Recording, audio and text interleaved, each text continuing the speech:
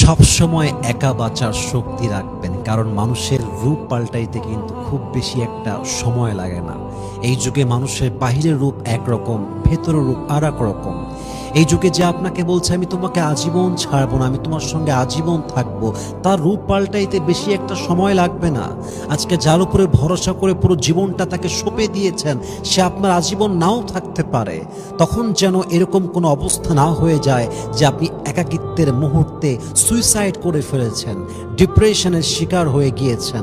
অতএব এই যুগে সুন্দর জীবন কাটাতে চাইলে একা বাঁচতে হয় কেমন করে, একা সারভাইভ করতে হয় কেমন করে, একা একা জীবনটাকে লিড করতে হয় কেমন করে, একা একা সুখী থাকা যায় কেমন করে, কারো উপরে ডিপেন্ডেবল না হয়ে নিজের জীবনে নিজেই ভালো থাকা যায় কেমন করে, এটা যে শিখতে পারে এই যুগে, তার মতো সুখী মানুষ সেকেন্ড আর কেউ হতে পারে না। ঠিক কিনা বলেন সবাই আপনারা?